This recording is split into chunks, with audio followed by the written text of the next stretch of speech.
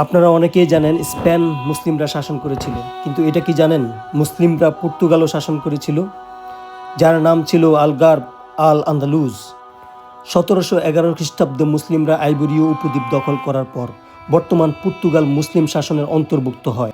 এই অঞ্চল পরিচিত ছিল আলগার্ব আল আন্দালুস নামে। প্রায় 400 বছরের বেশি সময় মুসলিম শাসন স্থায়ী ছিল। প্রথমে উমাইয়া খিলাফতের গভর্নর দ্বারা শাসিত হয়। পরবর্তীতে তাইফা রাজ্য আল মোরাবিদ ও আল মোহাদ শাসন প্রতিষ্ঠিত হয়।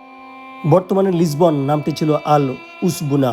সিলবেস আলগার্বের রাজধানী। এবোরা, বেজা, সান্তারেম এসব শহর ছিল বাণিজ্য, শিক্ষা ও প্রশাসনের কেন্দ্রবিন্দু। সামাজিক ও ধর্মীয় সহাবস্থান ছিল অটুট।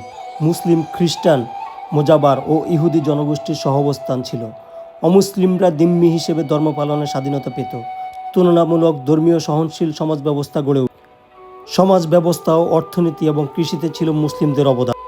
উন্নত সেচ ব্যবস্থা প্রত্যাবর্তন, নতুন ফলের চাষ যেমন চাল, কমলা ও লেবু, আখ, জলপাই, বাণিজ্য ও হস্তশিল্পের প্রসার ঘটে মুসলিমদের।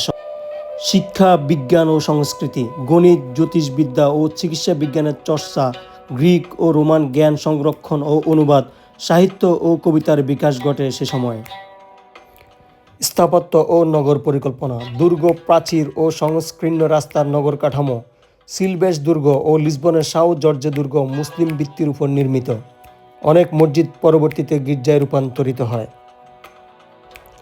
1147 খ্রিস্টাব্দে পর্তুগালের রাজা আফোনসো হেনরিকেস লিসবন দখল করেন। খ্রিস্টান রিকনকোয়েস্তা এর মাধ্যমে মুসলিম শাসনের অবসান ঘটে। ঐতিহাসিক গুরুত্ব, পর্তুগিজ ভাষার বহু আরবি শব্দ সংযুক্ত হয়। স্থাপত্য, কৃষি ও সংস্কৃতিতে ইসলামের গভীর প্রভাব রয়ে যায়। আধুনিক পর্তুগালের গঠনে মুসলিম শাসন গুরুত্বপূর্ণ ভূমিকা রাখে।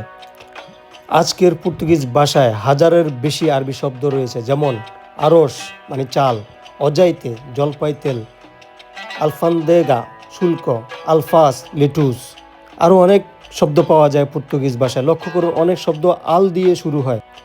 লিসবনের প্রাচীন ইতিহাস হল ফিনিশীয়, রোমান, মুসলিম ও খ্রিস্টান সভ্যতার এক অনন্য সংমিশ্রণ। এই বহুস্তরীয় অতীতীয় লিসবনকে আজকের বৈচিত্র্যময় ও ঐতিহাসিক শহর হিসেবে গড়ে তুলেছে।